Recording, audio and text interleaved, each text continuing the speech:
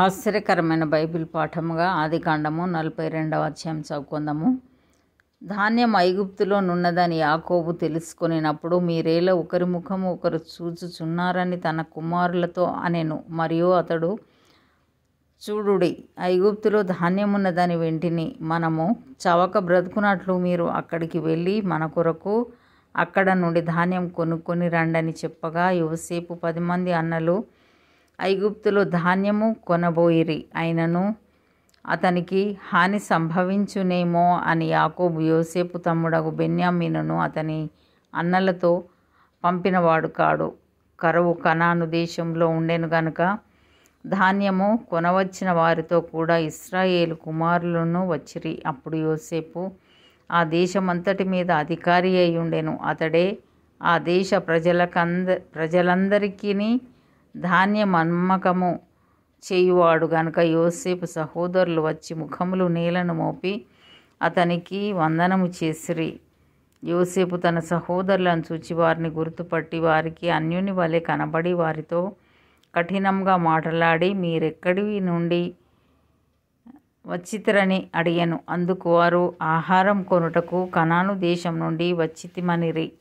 యోసేపు తన సహోదరులను గుర్తుపట్టెను గాని వారతని గుర్తుపట్టలేదు. యోసేపు వారిని గూర్చి తాను కనిన కలలు జ్ఞాపకం చేసుకొని, మీరు వేగుల వారు ఈ దేశము గుట్టు తెలుసుకొని వచ్చితిరని వారితో ననగా, వారు, లేదు ప్రభువా, నీ దాసులమైన మేము ఆహారం కొనుటకే వచ్చితిమి. మేమందరము ఒక్క మనుషుని కుమారులము. మేము యథార్థవంతులమే గాని నీ దాసులమైన మేము వేగుల వారము కామని అతనితో చెప్పిరి. అయితే అతడు, లేదు, ఈ దేశము గుట్టు తెలుసుకొనుటకై వచ్చితిరని వారితో అనెను. అందుకు వారు, నీ దాసులమైన మేము 12 మంది సహోదరులము, కనాను దేశంలో నున్న ఒక్క మనుష్యుని కుమారులము. ఇదిగో, కనిష్ఠుడు నేడు మా తండ్రి యొద్ద ఉన్నాడు, ఒకడు లేడు అని ఉత్తరమిచ్చిరి. అయితే యోసేపు, మీరు వేగుల వారని నేను మీతో చెప్పిన మాట నిజమే. దీనివలన మీ నిజము తెలియబడును. ఫరో జీవముతోడు మీ తమ్ముడు ఇక్కడికి వచ్చితేనే గాని మీరిక్కడ నుండి వెళ్ళకూడదు. మీ తమ్ముని తీసుకొని వచ్చుటకు మీలో ఒకని పంపుడి.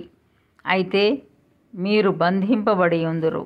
అట్లు మీలో సత్యమున్నదో లేదో మీ మాటలు శోధింపబడును. లేని ఎడల ఫరో జీవంతోడు మీరు వేగుల వారని చెప్పి వారిని 3 దినములు చెరసాలలో వేయించెను. 3వ దినమున యోసేపు వారిని చూచి, నేను దేవునికి భయపడవాడను. మీరు బ్రతుకున్నట్లు దీని చేయుడి. మీరు యథార్థవంతులైతిరా, మీ సహోదరులలో ఒకడు ఈ చెరసాలలో బంధింపబడవలెను. మీరు వెళ్ళి మీ కుటుంబముల కరువు తీరుటకు ధాన్యం తీసుకొని పోవుడి. మీ తమ్ముని నా యొద్దకు తీసుకుని రండి. అట్లు మీ మాటలు సత్యమైనట్టు కనబడును గనుక మీరు చావరని చెప్పాను. వారట్లు చేసిరి. అప్పుడు వారు, నిశ్చయంగా మన సహోదరుని ఎడల మనము చేసిన అపరాధమునకు శిక్ష పొందుచున్నాము. అతడు మనలను బతిమాలుకొనినప్పుడు మనము అతని వేదన చూచియు వినకపోతిమి. అందువలన ఈ వేదన మనకు వచ్చనని ఒకనితో ఒకడు మాట్లాడుకొనిరి. మరియు రూబేను, ఈ చిన్నవాని ఎడల పాపం చేయకూడని నేను మీతో చెప్పలేదా? అయినను మీరు వినరైతిరి గనుక అతని రక్తాపరాధం మన మీద మోపబడుచున్నదని వారికి ఉత్తరమిచ్చెను. అయితే ద్విభాషి వారి మధ్య నుండెను గనుక తన మాట యోసేపు గ్రహించనని వారు తెలుసుకొనలేదు. అతడు వారి యొద్ద నుండి అవతలకు పోయి ఏడ్చి మరల వారి యొద్దకు వచ్చి వారితో మాట్లాడి వారిలో షిమ్యోనును పట్టుకొని వారి కన్నుల ఎదుట అతన్ని బంధించెను. మరియు యోసేపు వారి గోనెలను ధాన్యంతో నింపుటకును, ఎవరి రూకలు వారి గోనెల్లో తిరిగి ఉంచుటకును, ప్రయాణం కొరకు భోజన పదార్థములు వారికిచ్చుటకును ఆజ్ఞ ఇచ్చెను. అతడు వారి ఎడల నిట్లు జరిగించెను. వారు తాము కొనిన ధాన్యమును తమ గాడిదల మీద ఎక్కించుకొని అక్కడ నుండి వెళ్ళిపోయిరి. అయితే వారు దిగిన చోట ఒకడు తన గాడిదకు మేత పెట్టుటకై తన గోనె విప్పినప్పుడు అతని రూకలు కనబడెను. అవి అతని గోనె మూతిలో ఉండెను. అప్పుడతడు నా రూకలు తిరిగి ఇచ్చివేసినారు. ఇదిగో ఇవి నా గోనెలోనే ఉన్నవని తన సహోదరులతో చెప్పాను. అంతట వారు గుండె చెదరిపోయిన వారై జడిసి, ఇదేమిటి, దేవుడు మనకిట్లు చేసనని ఒకనితో ఒకడు చెప్పుకొనిరి. వారు కనాను దేశమందున తమ తండ్రి అయిన యాకోబునొద్దకు వచ్చి తమకు సంభవించినది యావత్తును అతనికి తెలియచేసిరి. ఎట్లనగా, ఆ దేశమునకు ప్రభు అయిన వాడు మాతో కఠినంగా మాట్లాడి, మేము ఆ దేశమును వేగు చూడ వచ్చిన వారమని అనుకొనెను.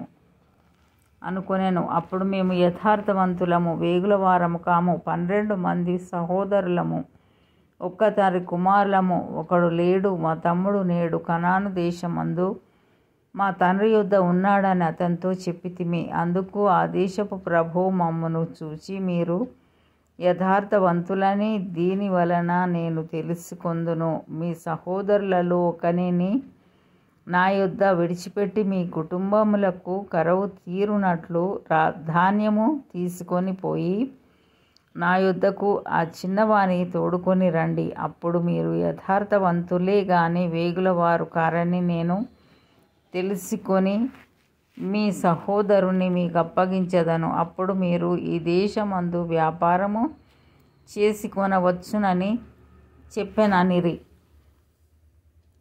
వారు తమ గోనెలను కుమ్మరించినప్పుడు ఎవరి రూకల మూట వారి గోనెలో ఉండెను. వారును వారి తండ్రియు ఆ రూకల మూటలు చూచి భయపడిరి. అప్పుడు వారి తండ్రి అయిన యాకోబు వారిని చూచి, మీరు నన్ను పుత్రహీనునిగా చేయుచున్నారు. యోసేపు లేడు, షిమ్యోను లేడు, మీరు బెన్యామీనును కూడా తీసుకొనపోవుదురు. ఇవన్నీ నాకు ప్రతికూలముగా ఉన్నవని వారితో చెప్పాను. అందుకు రూబేను, నేను అతని నీ యొద్దకు తీసుకొని రాని ఎడల నా 2 కుమారులను నీవు చంపవచ్చును. అతని నా చేతికి అప్పగించుము. అతని మరలా నీ యొద్దకు తీసుకొని వచ్చి అప్పగించదనని తన తండ్రితో చెప్పాను. అయితే అతడు, నా కుమారుని మీతో వెళ్ళనీయను, ఇతని అన్న చనిపోయెను, ఇతడు మాత్రమే మిగిలి ఉన్నాడు. మీరు పోవు మార్గంన ఇతనికి హాని సంభవించిన ఎడల నెరసిన వెంట్రుకలు గల నన్ను మృతుల లోకములోనికి దుఃఖంతో దిగిపోవునట్లు చేయుదురని చెప్పెను. ఇంతటితో ఈ దినం కొరకైన బైబిల్ పాఠము సరే.